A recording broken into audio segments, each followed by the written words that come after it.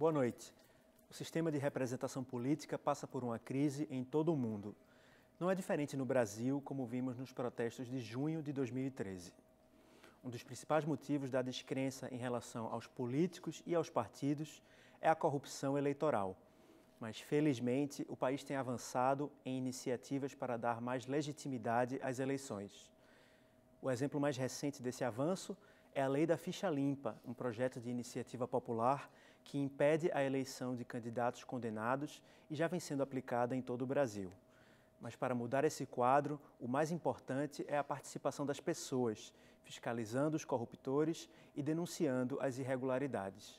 No programa de hoje, a gente vai buscar entender melhor o que é permitido e o que é proibido no período de campanha e como fazer para denunciar a corrupção e os demais crimes eleitorais. Participam do programa João Bosco Araújo Fontes Júnior, que é procurador regional eleitoral, e está com a gente também Bruno de Albuquerque Batista, que é diretor da OAB-PE e coordenador da campanha Vote Limpo. O público pode participar desse programa pelo telefone 3423-6836 e a gente lembra também que esse programa está sendo transmitido ao vivo também pela internet no site video.rnp.br, é o site da Rede Nacional de Ensino e Pesquisa, RNP. Então, mais uma vez, video.rnp.br para acompanhar esse programa ao vivo pela internet. Boa noite, obrigado pela presença de vocês aqui no Opinião Pernambuco. Queria começar com uma pergunta bem elementar. Assim. A gente fala em corrupção eleitoral e às vezes parece um tema um pouco distante, né? Que talvez não faça parte do nosso dia a dia. Quando a gente fala em corrupção eleitoral, quem é o corruptor e quem é que é corrompido? Como é que se dá essa relação quando ocorre esse crime? Eu vou começar com o nosso procurador. Boa noite, Raimundo. Boa noite, Bruno. Boa noite, ouvintes. A corrupção eleitoral, ela não ocorre apenas com a figura clássica do crime de compra de votos. Uhum. A corrupção eleitoral, ela está lastreada basicamente em três grandes pilares, que é o abuso do poder de autoridade, que é o abuso da máquina pública, cuja maior expressão hoje no Brasil é a possibilidade de reeleição dos candidatos do Executivo. O abuso de poder econômico e o financiamento privado por empresas particulares das campanhas dos candidatos e a compra de votos propriamente dita. Uhum. Então, são nessas três situações em que se perde muito da legitimidade da escolha dos candidatos que serão os representantes.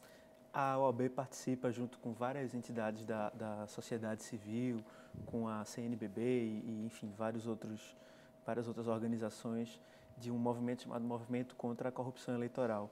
O que é que consiste esse movimento e como é que, nesse período especificamente eleitoral, vocês atuam? Boa noite, Ramon. Boa noite, doutor João Bosco. Boa noite aos telespectadores. É um prazer estar aqui. Bem, a OAB, pela terceira vez, já edita esse movimento, essa campanha pelo Vote Limpo. O objetivo principal dessa campanha é um objetivo pedagógico, é tentar esclarecer ao eleitor da importância do voto dele, que ele não pode vender seu voto, que ele deve votar com consciência, que ele deve escolher bem o seu candidato, que a urna é inviolável, que ninguém vai ficar sabendo do voto dele, que aquele cabo eleitoral que diz que vai anotar o título do eleitor, aquele candidato que diz eu vou conferir para ver se você votou em mim mesmo, que quando ele está na frente da urna é só ele e a urna mesmo. Uhum. E ao mesmo tempo que há esse aspecto pedagógico da campanha, também se tenta abrir mais um canal para as denúncias, principalmente de corrupção eleitoral. Então, a OAB disponibiliza a sua ouvidoria, disponibiliza a sua estrutura para que o eleitor possa também fazer denúncias quando tiver ciência de qualquer caso de corrupção eleitoral, de compra de votos. No caso do final de semana, já que a eleição é no domingo, a OAB tem um plantão que recebe essas denúncias também? Tem. A OAB vai funcionar em regime de plantão durante o dia da eleição, exatamente tanto para receber denúncias com relação à compra de votos, irregularidades, como também para a proteção dos próprios advogados, que tiverem suas prerrogativas desrespeitadas. Então, nas duas hipóteses, estaremos lá em regime de plantão para o recebimento dessas denúncias. E como é que se faz para o cidadão comum para acionar, para entrar em contato com a OAB-PE? A gente tem basicamente 3 meios de acesso. Tem por telefone, o telefone da OAB é o 3424-1012. 3424-1012. Pode Daqui entrar a pouco em acho que o contato. pessoal vai colocar esse número também na tela. Na tela, né? Pode ser por e-mail também, que é o ouvidoria@oabpe.org.br. Ouvidoria@oabpe, tudo junto, né? .org.br. E temos também que é um novo meio de comunicação aí que a gente implantou nessa semana, que é o WhatsApp. O eleitor ele pode também se cadastrar e pelo WhatsApp ele colocando o número da número OAB, de celular, não é isso? O número do celular, 94150552. Com esse número ele cadastrando, pode também se comunicar pelo WhatsApp. Ou então presencialmente, lá na própria sede da OAB, na Rua do Imperador, pode ir lá também que vai ter pessoas de plantão para recebê-lo. Eu posso pegar de novo o número do celular? Pode, pois não. 9415-0552. 0552, ok. O Ministério Público também recebe denúncias. Esse número eu acho que a gente já tem na nossa tela, acho que já dá para colocar na tela, é o 3081-9980 e também 3081-9914. Qual é o papel do Ministério Público Federal nesse processo eleitoral? Como é que a instituição atua? O Ministério Público é uma instituição e dentre as suas atribuições está a função eleitoral. O Ministério Público atua basicamente fiscalizando as eleições, mas num sentido amplo, porque o Ministério Público, seja no caso dessa eleição geral, é a Procuradoria Regional Eleitoral. Quando é eleição para prefeitos e vereadores, é o juiz com o promotor. Mas o Ministério Público, no caso a Procuradoria Regional Eleitoral, ela propõe as demandas justamente para impedir o registro de candidato ou ficha suja, para proibir as propagandas ilegais, para coibir o abuso de poder de autoridade, do poder político, para coibir o abuso de poder econômico. Enfim, toda sorte de ilícito eleitoral, inclusive os crimes, cabe ao Ministério Público, em alguns casos com outros colegitimados, como a própria OAB, levar essas demandas ao Poder Judiciário Eleitoral, que é o órgão competente para o julgamento dessas demandas. No dia da eleição, o Ministério Público está lá visitando as zonas eleitorais, também atua dessa forma? Nós temos, a Procuradoria Regional Eleitoral estará em sessão permanente junto ao TRE. Sim. Nós temos também um representante junto à Central de Segurança, que é a mesma que funcionou na Copa, que estará lá os órgãos que funcionam nessa segurança. As polícias e tudo mais. As polícias todas, Secretaria de Defesa Social. E temos em cada zona eleitoral, junto com o juiz eleitoral, um promotor de justiça que ele é quem faz mais a fiscalização local, por assim dizer. E qualquer denúncia também, nós temos o aparelhamento para mandar verificar. Queria falar um pouco sobre a legislação eleitoral brasileira. Eu falei até no começo do programa sobre a ficha limpa, que foi uma lei de iniciativa popular que está tendo ainda, né, um impacto muito grande nas eleições e no sistema político brasileiro. Na avaliação dos senhores, a legislação brasileira, no que diz respeito às eleições, ao financiamento das campanhas e a todos esses aspectos, ela é satisfatória? Ela tem conseguido cumprir a função de garantir uma democracia ampla e plural no nosso país? Eu vou começar com o nosso advogado. Eu acho que nós estamos evoluindo, na verdade. A nossa democracia é uma democracia muito jovem e a legislação vem acompanhando esse progresso da nossa democracia. Antigamente, para se ter uma ideia, nós não tínhamos uma lei das eleições, no plural, nós tínhamos uma lei da eleição. Cada eleição era uma lei diferente. Isso reforçava o casuísmo, né? Aquela sede pela manutenção do status quo. E a gente tem, desde 97, com várias alterações, é verdade, mas uma lei das eleições. A OAB ela defende um projeto de reforma política em que não há necessidade de alteração da Constituição. Somente com alteração da legislação ordinária já seria suficiente. Entre outras coisas, financiamento hoje, que nós temos financiamento misto, muita gente não sabe disso, temos recursos públicos e recursos privados nas eleições, no financiamento das eleições. O recurso público seria o fundo partidário? O fundo partidário, o tempo do guia eleitoral, da propaganda eleitoral gratuita, porque é gratuita para os partidos e para os candidatos, mas nós pagamos por ela e pagamos caro, inclusive, né?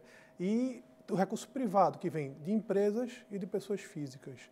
A OAB defende, já entrou com ação direta de inconstitucionalidade contra a doação por pessoas jurídicas, por empresas.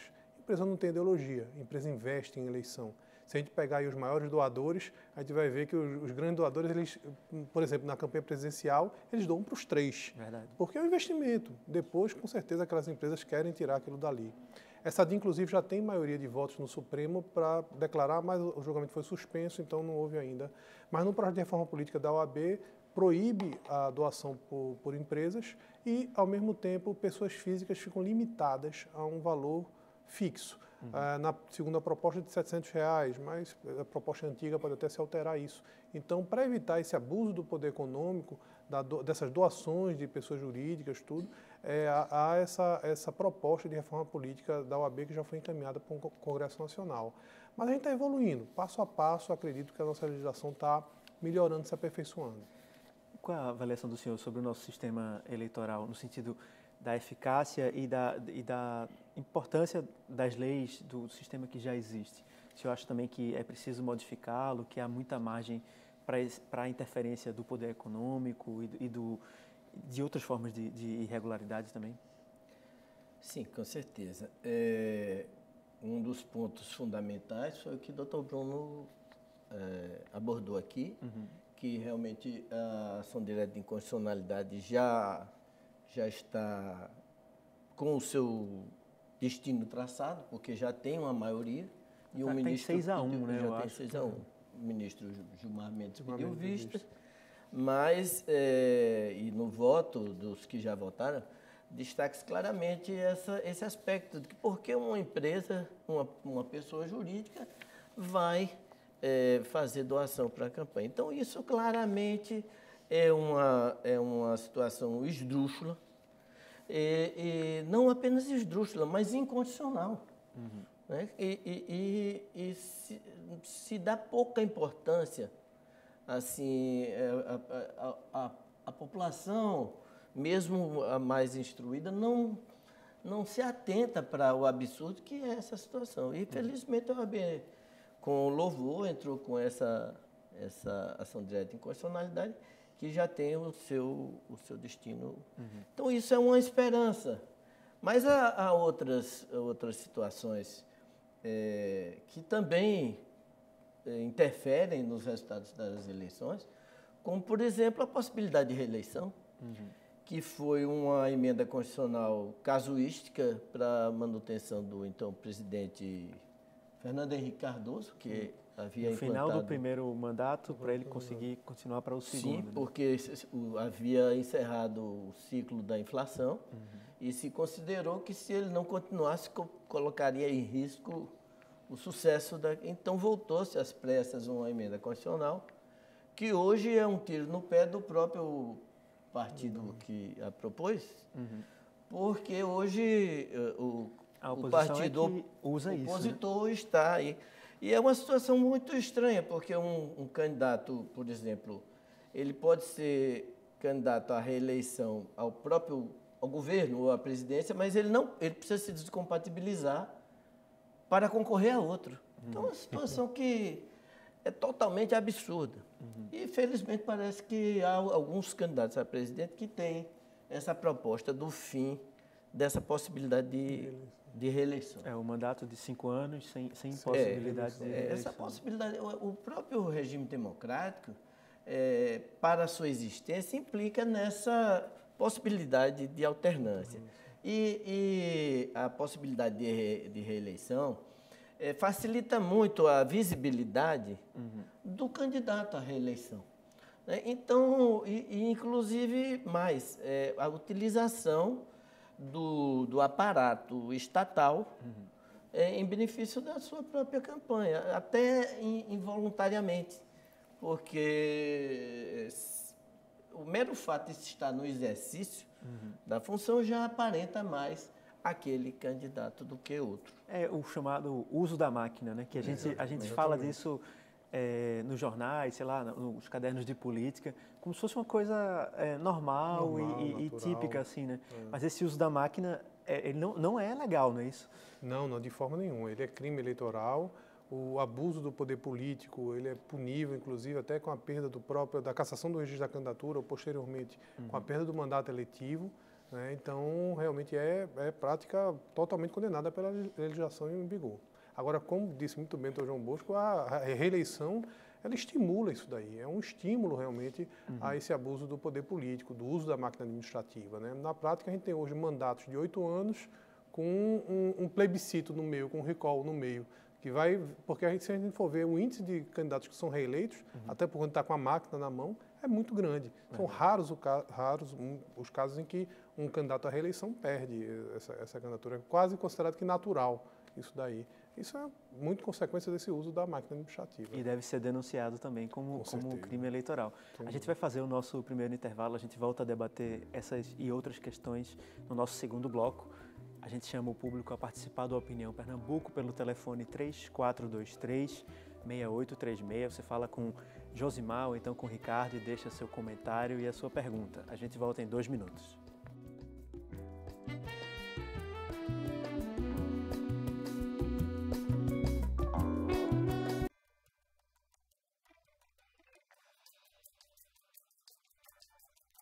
De volta com a Opinião Pernambuco, o nosso tema de hoje é corrupção eleitoral. Participam do debate João Bosco Araújo Fontes Júnior, que é procurador regional eleitoral. Está com a gente também Bruno de Albuquerque Batista, que é um dos diretores da OAB-PE e é coordenador da campanha Vote Limpo. Completa o nosso debate Alexandre Pimentel, que é juiz de propaganda eleitoral. Você pode participar desse debate pelo e-mail opiniãotvu@gmail.com, pelo Twitter, @opiniãope, e também pelo telefone 3423-6836. A gente, no bloco anterior, a gente tem um convidado a mais agora nesse nosso segundo bloco, e no bloco anterior eu fiz essa pergunta sobre o sistema eleitoral brasileiro, né? A legislação eleitoral da gente, se ela é satisfatória, se ela tem conseguido garantir uma eleição limpa, uma eleição democrática, uma eleição que todo mundo tenha chance. Os nossos dois convidados acharam que a gente tinha avançado, mas que havia algumas mudanças a serem feitas. Já que a gente tem a outra ponta do sistema jurídico aqui, queria ouvir do senhor a sua opinião a respeito disso. O nosso sistema é suficiente, é interessante, ou falta melhorá-lo para a gente garantir eleições mais democráticas? Bom, boa noite a todos.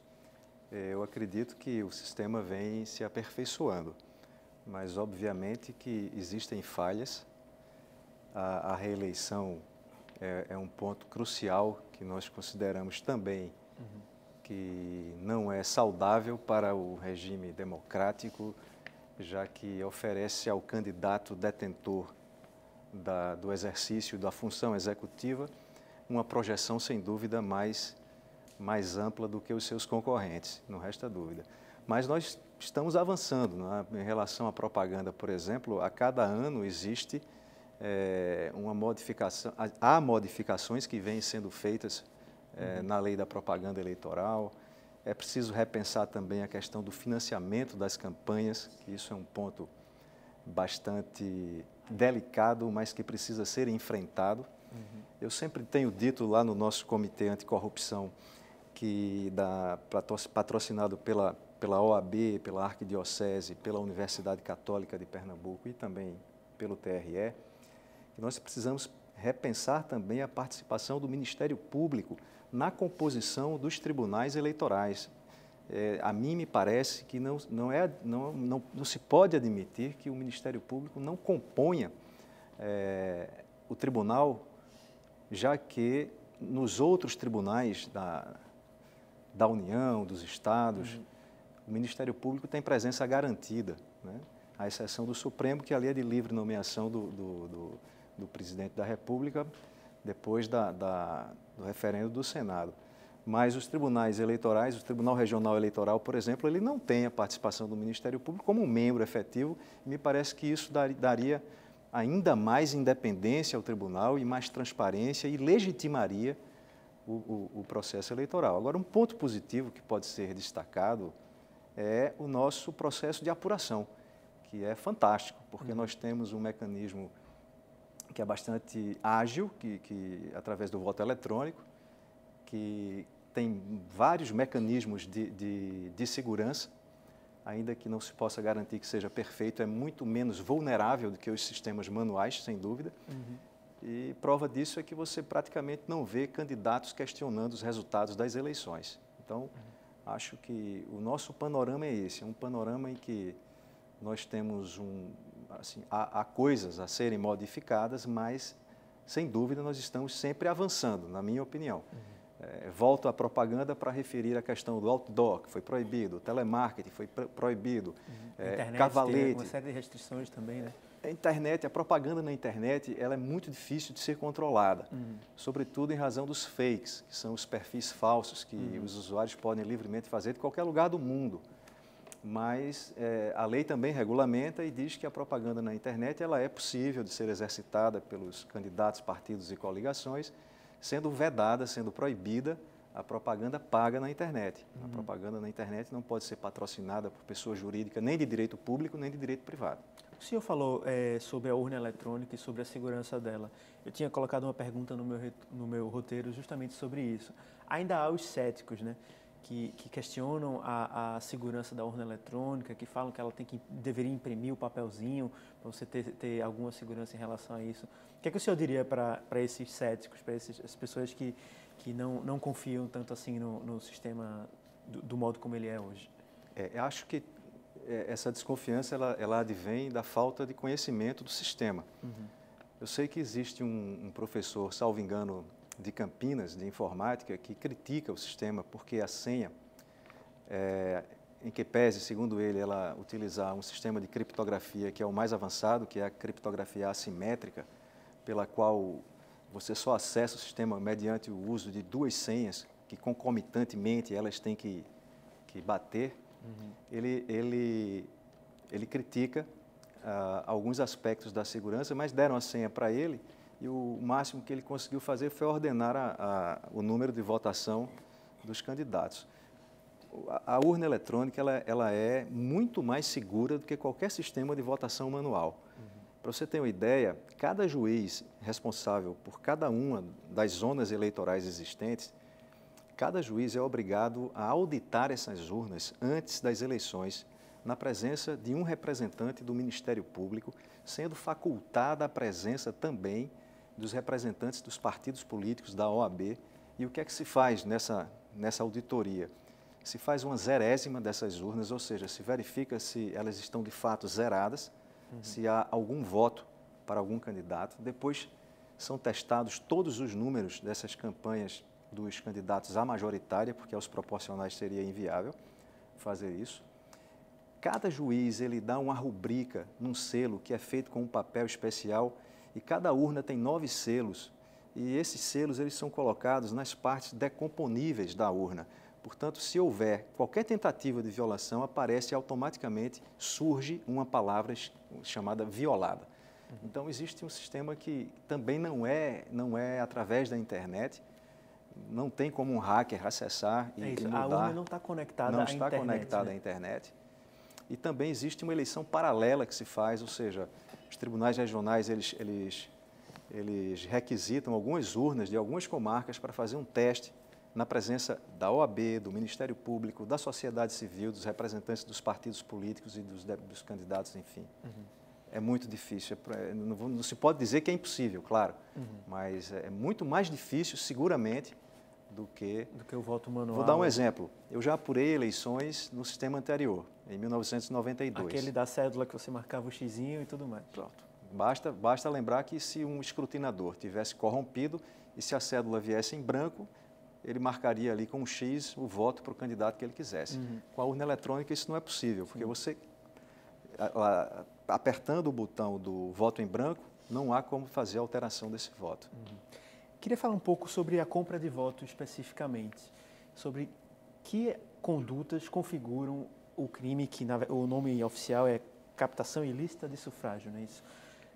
Por exemplo, se eu ofereço a alguém um cargo público, caso eu seja eleito, isso configura a compra de voto?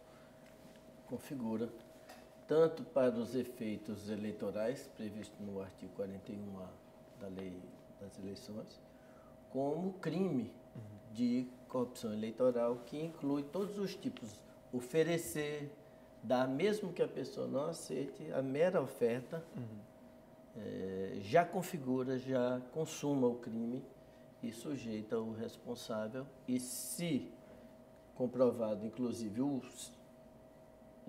seu corrompido, no caso, também as penas do artigo. E aquela coisa que antigamente era muito comum de oferecer o transporte, de oferecer uma refeição para as pessoas irem votar naquele candidato X ou Y, isso de alguma forma persiste? Isso também configura o crime de compra de votos? Configura assim, desde os anos 70 existe uma lei, a lei chamada até Lei de Etelvino Lins, que proíbe o transporte de eleitores no dia da eleição. Se houver alguma dificuldade de locomoção, na verdade, até a própria responsabilidade cabe à Justiça Eleitoral providenciar esse transporte. Se a pessoa mora num local de difícil acesso, onde não consegue chegar ao local de votação, quem providencia esse transporte é a Justiça Eleitoral. Da mesma forma, o fornecimento de alimentação também. Na verdade, qualquer coisa que possa vir a trazer alguma vantagem para o eleitor, o oferecimento ou a própria cessão disso, dá isso daí ao eleitor, já configura a captação ilícita de sufrágio e o crime eleitoral de corrupção também. E aquela história também que é muito tradicional de anotar o número do título, o candidato anota o número do título para depois conferir se o voto foi para ele mesmo. Isso, a gente sabe que pelo sistema não é possível de identificar esse voto. Mas fazer esse tipo de ameaça também pode ser considerado uma forma de coação, é algum tipo de crime eleitoral também? Com certeza, não deixa de ser um delito, já que você está coagindo o eleitor a votar num determinado candidato. E a propósito, é interessante que se deixe claro que o eleitor ele não pode ingressar na cabine de votação portando nenhum equipamento eletrônico, seja celulares, máquinas fotográficas, canetas que captam imagem, nada. Para quê? Para que seja garantido o sigilo do seu voto. É por isso que não há impressão daquele voto, daquele certificado, no sentido, por exemplo, se eu votei no candidato determinado, fulano, e aí sairia impresso. Então, se eu vendi meu voto, eu teria como comprovar e aí se facilitaria a corrupção. E é tudo que não se quer. Claro. A gente conversava aqui, eu e meus colegas de produção, sobre o fato de, às vezes, ter uma urna num lugar remoto e a pessoa que quer comprar os votos poderia ter acesso a qual foi a votação dela naquela urna especificamente. E esse tipo de controle da parte do corruptor é possível também? Uma urna que está num distrito rural que só tem 100 votantes e a pessoa que está comprando os votos vai lá e diz: eu quero que essa urna seja 100% dos meus votos, senão eu vou vir aqui cometer algum tipo de coerção, não sei. No sistema eleitoral é possível você ver urna por urna quais foram os votos e isso facilita de alguma forma esse tipo de intimidação? É possível. Isso é uma crítica que já foi feita, inclusive, por alguns autores, no sentido de que não pudesse ser fornecido o quantitativo por sessão. É feito por sessão. Não acredito. Por urna, com certeza mas aí seria algo mais para o TRE. Mas por sessão, com certeza, o candidato pode verificar, não quem votou nele, mas, evidentemente, quantos votos ele teve naquela sessão. Isso é possível. Se não houvesse a publicidade da sessão, isso ficaria melhor. Aí vem a ideia. Então, se a eleição fosse pela internet, não seria melhor? O sistema ficaria muito mais vulnerável, aí sim, aos ataques de hackers. Poderia ser interceptado de alguma forma. Eu queria falar um pouco também sobre a questão do voto branco e do voto nulo. Eu vejo muito na internet, por exemplo, as pessoas dizendo: se a gente votar nulo, a eleição é anulada, isso tem um efeito X ou Y. Isso procede mesmo? Votar nulo é uma forma de convocar novas eleições? Como é que funciona o voto nulo? E qual é a diferença dele para o voto em branco, que também muita gente confunde essas duas modalidades de voto? Então, hoje, com a atual legislação, não há qualquer diferença prática entre o voto nulo e o voto em branco. Ele conta-se da mesma forma. Agora, para se anular uma eleição, é preciso que tenha havido uma fraude nela. Então, o simples fato de não ter havido, ao menos metade dos eleitores tenham comparecido e votado, isso não anula uma eleição. Agora, certamente, causa uma crise de legitimidade sem precedentes, né? Se metade de uma população se recusa a escolher dentre os candidatos, qualquer deles, é caso de reconvocar uma Constituição, uma convulsão social sem precedentes, né? Mas não, essa hipótese eu acho que hipotética apenas, hipótese hipotética. Perfeito. A gente fala também muito sobre o problema do voto obrigatório, né? Há quem diga que mudar a cultura política do Brasil passaria por acabar com a obrigatoriedade do voto. No projeto de reforma política que a OAB endossa, por exemplo, essa mudança está prevista e qual é a sua opinião especificamente sobre isso? Depois queria passar a pergunta também para os nossos outros convidados.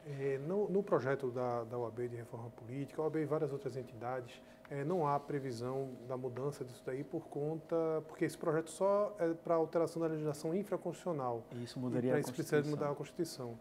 Na verdade, acredito eu que o voto hoje no Brasil é praticamente facultativo. Porque se você não votar, o que é que você tem que fazer? Ou você justifica a sua ausência, ou você paga uma multa de R$ 3,50. Isso na prática, na verdade, apesar de ser obrigatório para aquele que tem entre 18 e 70 anos, mas na prática, e nós temos hoje um índice de abstenção semelhante a alguns países que já adotam o voto facultativo. Então, eu na verdade não sou hoje, eu acho que nesse momento do país não é o momento ainda da adoção do voto facultativo. Acho o voto da forma como está, obrigatório, ainda é salutar, mas com o tempo, com uma maior cultura política, principalmente participação do povo nas decisões, acredito que a tendência realmente é que o voto venha a ser facultativo. Mas, por enquanto, eu acho que ainda é precoce essa alteração. O senhor compartilha dessa opinião? Eu só não concordo quanto à questão da facultatividade. Eu acho que se o voto fosse facultativo, haveria um risco, por um lado. Entretanto, na outra ponta, nós legitimaríamos mais a ação do eleitor, que além dessa questão pecuniária da sanção, que é ínfima, é irrisória, mas ele pode ter dificuldades na emissão de um passaporte, ele pode ter dificuldades, ele não vai poder fazer concurso público se ele não estiver em dia com as atividades eleitorais, em razão do não atendimento ao dever de votar, porque é dever. Penso eu que se fosse faculdade, haveria uma legitimação maior. Tem um contra-argumento também que é utilizado, que nos currais eleitorais facilitaria, aí entendo a questão colocada, Bruno, no sentido da preocupação com a compra de votos. Então, a pessoa que compra o voto teria a presença garantida, digamos, e os outros não. Mas aí eu penso também que é necessário difundir na sociedade civil brasileira a cultura e o resgate da legitimação das instituições democráticas brasileiras, né? Passando aí pelos três poderes e pelas organizações da sociedade civil. Penso que o caminho para mudanças não é necessariamente o da ruptura com as instituições democráticas, e sim com o seu aperfeiçoamento, que vem acontecendo no Brasil, né? Basta ver, por exemplo, a lei da ficha limpa. Foi um excelente avanço nesse sentido, como aconteceu agora com aquele candidato lá do Distrito Federal. O Arruda, né? O Arruda, que não pôde continuar na claro, eleição. Foi flagrado numa cena deplorável de corrupção e, em seguida, agora teve aí o impedimento de concorrer por decisão judicial. Então, isso é um avanço. Então, nós vamos aperfeiçoando isso, essa cultura. Ela tem que ser difundida nas escolas, nas universidades, né? E não apenas nas universidades que ensinam direito. Penso eu que isso é um bem comum de toda a sociedade brasileira. A gente volta a esse tema no próximo bloco. Você ainda dá tempo de participar do Opinião Pernambuco. Você pode participar desse programa pelo e-mail opiniãotvu@gmail.com, pelo Twitter @opiniãope e pelo telefone 3423-6836. A gente volta em 2 minutos com a participação do público.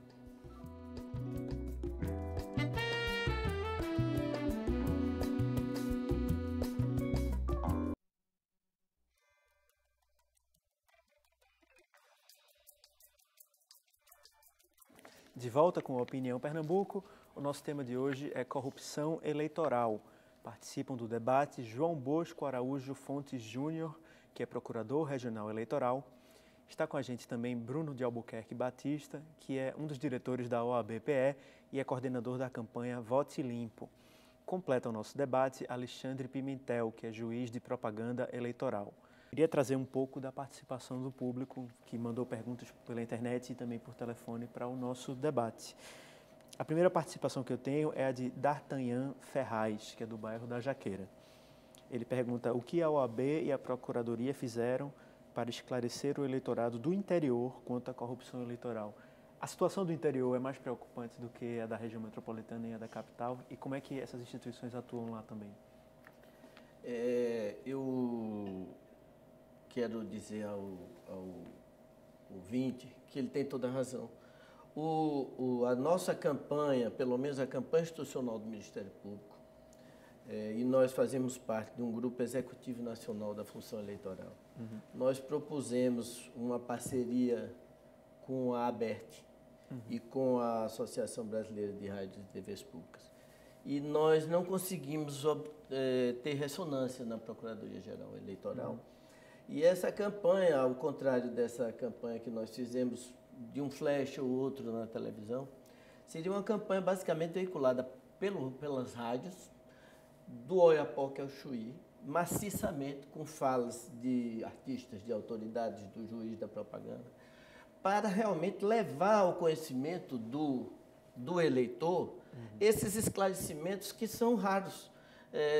Uma oportunidade como essa, e a depender da audiência, enfim, devia ser mais frequente. Eu acredito até, como a proposta do Alexandre falou, eu acho que essa disciplina aí devia ser incluída como uma obrigatória na primeira série do ensino médio, uma disciplina de educação política e eleitoral, porque não se admite mais, a essa altura da nossa cidadania, essa alienação de muito cidadão que não entende. A legislação é um pouco complicada mesmo, essa coisa de legislação proporcional, de eleição proporcional, essa coisa de voto distrital, enfim, eu acho que é necessário difundir e educar o nosso eleitor para que em alguns anos nós tenhamos um nível de conscientização melhor, para que, e através dessas campanhas que deviam ter chegado com mais força nos interiores, e infelizmente eu acredito que não foi satisfatório.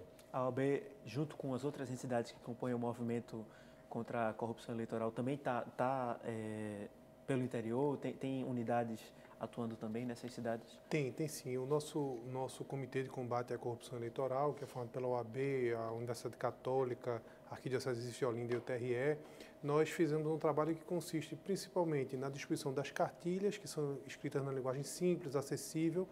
A OAB tem 24 subseccionais no interior de Pernambuco, e essas subseccionais são polos e radiadores dessa cultura, digamos assim, de combate à corrupção eleitoral, distribuição de cartilhas. Fizemos também um clipe que está sendo transmitido aí em várias redes de televisão, todas de forma gratuita, cantado, uma música assim também bem acessível, cantada por artistas da terra, Marcel Melo, Santana, Cezinha, vários artistas cantaram aí, e nas rádios também está sendo divulgado isso aí, além de uma panfletagem que nós estamos fazendo, amanhã inclusive vamos fazer aqui próximo, com uma colazinha para o eleitor levar no dia da eleição, mas não só para ele lembrar no dia da eleição, para ele guardar aquela cola e lembrar em quem ele votou, né?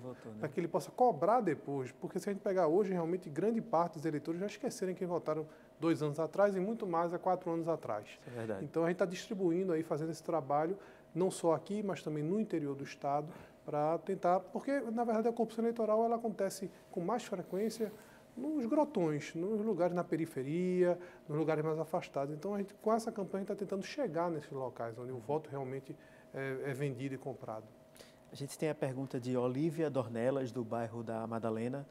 Ela pergunta se há a possibilidade de os próprios tribunais eleitorais organizarem os debates. Eu acho que ela fala dos debates em televisão e em rádio. Eu sei que as pesquisas eleitorais têm que ser registradas nos tribunais eleitorais. O que é que o senhor pensa dessa provocação aqui de Olívia Dornelas? Sinceramente, acho que o modelo atual de debates é satisfatório. Acho que a lei já regulamenta as emissoras que tiverem interesse. Se você observar, existe uma omissão legislativa em relação aos debates na internet.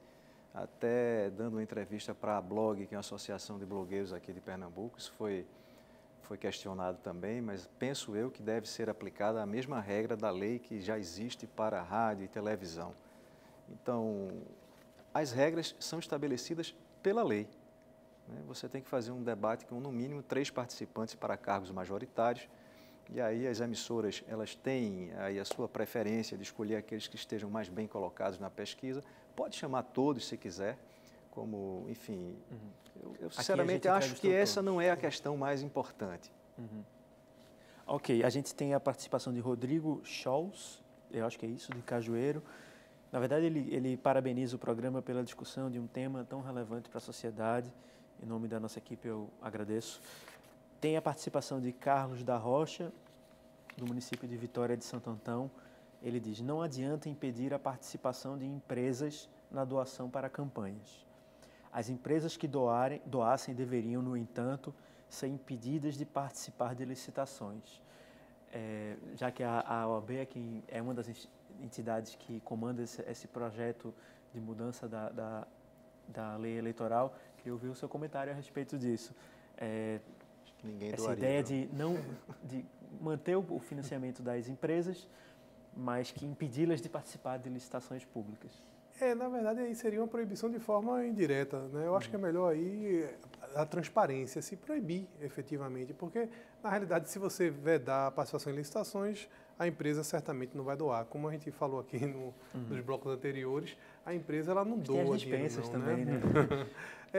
A empresa que já é concessionária ou permissionária de qualquer serviço público, ela já não pode fazer qualquer doação. Ela já tem essa vedação legal de fazer doação. Agora, realmente, aqui, para participar de licitação, eu acho que é mais transparente se proibir. Empresa investe, empresa não doa, empresa investe em campanha eleitoral. A gente teve, na eleição passada para prefeito, um fato curioso que foi de um candidato a vereador, que foi acho que o 2º ou 3º mais votado, mas que acabou não entrando para a Câmara, né? E aí foi quando muita gente descobriu que existia um negócio chamado coeficiente eleitoral e coeficiente partidário. Queria aproveitar a ajuda de vocês aqui para explicar um pouco de como funciona esse sistema e de se ele é justo. Por que ele existe dessa forma e se ele tem causado distorções na nossa representação eleitoral. De fato, a eleição proporcional, ela se dá com os votos dados ao partido ou à coligação. Somando-se os votos todos válidos, dividindo pelo número de vagas, você tem o que se chama o quociente eleitoral, que é o número de votos necessários para eleger cada parlamentar. Eu falei coeficiente, é quociente, não é isso? Então, se você precisa de 50 mil votos para eleger um deputado e o partido tem 1 milhão de votos, você divide 1 milhão por 50 e vê quantos eleitores, quantos candidatos aquela coligação elegeu. Isso gera uns fenômenos, umas distorções, como, por exemplo, o caso do Enéas, que sozinho, pelo PRONA, elegeu mais uns 4 deputados, porque os votos dele, quando submetidos à divisão, encontrado o quociente, dava para eleger outros companheiros de partido. Então, são pessoas nas quais você não votou e que entram pelo partido. Isso num sistema partidário forte, em que você tenha maior clareza do que é a proposta de um determinado partido e de outro, isso poderia ter uma justificativa, mas diante da da grande variedade de partidos. São mais de 30 partidos no Brasil, né? Exatamente. Nós não sabemos exatamente mais qual é a posição desse ou daquele partido. Então, não faz mais sentido e isso faz parte dessa agenda de reforma política que há anos se arrasta no Congresso, mas que eu acredito que do próximo mandato não poderá passar, porque é uma coisa que urge, na verdade. Na proposta de reforma que a OAB endossa, há uma mudança desse modelo de coeficiente eleitoral, da proporcionalidade e, enfim, das eleições para os legislativos? Realmente há uma proposta de alteração. A OAB não defende o sistema distrital, nem o sistema distrital misto, que realmente muita gente defende o sistema distrital. O sistema distrital, na verdade, seria, no caso de Pernambuco, tem 25 deputados federais, seria dividir o estado em 25 áreas, e cada uma dessas áreas elegeria um deputado federal. O mais votado naquela área seria o deputado federal. Pequenos estados dentro do estado. Exato, são distritos. Cada um seria um distrito. Funciona assim na Inglaterra, por exemplo, tem o sistema que é adotado lá na Inglaterra, na Alemanha. Outros defendem um sistema misto, que metade das vagas são pelo sistema nosso atual proporcional, outra metade pelo sistema distrital. A OAB, na verdade, defende o sistema da manutenção do sistema proporcional, mas da instituição também dos 2 turnos no sistema proporcional. No primeiro turno, você votaria somente no partido, e no segundo turno, o partido apresentaria para você uma lista pré-ordenada, dizendo, olha, se eu atingir 2 vagas, são esses 2 primeiros, se eu atingir 3, são esses 3 primeiros. E no segundo turno, você teria a possibilidade de alterar a ordem dessa lista. Entendi. Porque aí não ficaria somente naquela ditadura do partido, de colocar somente os caciques lá na frente, né? Você teria a possibilidade, no segundo turno, de alterar essa ordem que está pré-ordenada pelo partido. E as coligações no projeto de vocês permanecem? A possibilidade dos partidos se coligarem? No anteprojeto apresentado pela OAB, permanece. Continua havendo possibilidade, porque, como no primeiro turno você votaria num partido, os partidos necessariamente para se coligar teriam que ter alguma identidade. Não haveria somente essas coligações, como nós estamos vendo hoje, acontecem somente para ter tempo na televisão, etc. Teria que ter alguma identidade, porque o voto seria naquela coligação. Então, teria que acontecer realmente. Queria falar um pouco sobre a questão da biometria, que é uma novidade na eleição desse ano. Eu, por exemplo, nunca votei no sistema de voto biométrico.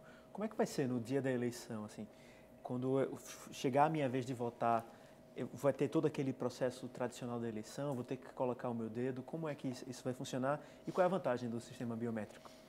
Muito bem. O sistema biométrico ele garante mais segurança à identificação do eleitor, que nós saibamos de fato que foi o eleitor cujo número do título eleitoral é o número tal que consta do título que tem de fato votado.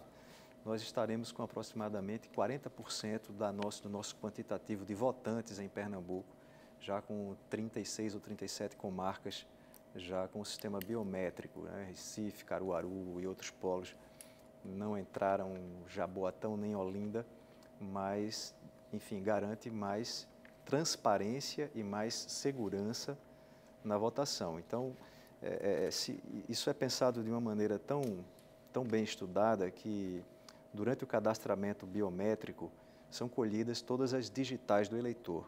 No dia da votação, ele põe lá o seu polegar. Se der errado, ele pode tentar até 8 vezes. E se der alguma falha, se ele sofreu algum acidente que prejudique as suas digitais, o presidente da sessão ali, ou o presidente que compõe ali aquela sessão eleitoral respectiva, ele estará de posse de uma senha que fará com que a urna volte ao sistema não biométrico, mas que na presença de 2 mesários e dos fiscais dos partidos, que, aliás, só em Pernambuco nós teremos mais de 70 mil fiscais de partidos aqui nessa eleição. Então, a coisa fica mais segura, não é, com o cadastramento biométrico. E fica mais lento o voto ou o tempo de voto não muda? Não, nós testamos no sábado passado e é automático. As urnas, de 224 urnas testadas, apenas uma apresentou uma falha e nós temos uma reserva para que, se houver falhas nas urnas eletrônicas, elas sejam substituídas por outras urnas eletrônicas. E somente na hipótese de até esse quantitativo de reserva ter se esgotado é que nós vamos passar para as urnas manuais de lona tradicionais, que, aliás, já foram todas conferidas e lacradas com a assinatura do juiz e do promotor da comarca. No caso de haver segundo turno, já que há essa possibilidade na eleição presidencial e na eleição para governador também, quando é que recomeça a campanha? Quando é que as restrições e as regras que valem para o período eleitoral voltam a valer? Já é na segunda-feira, depois da eleição?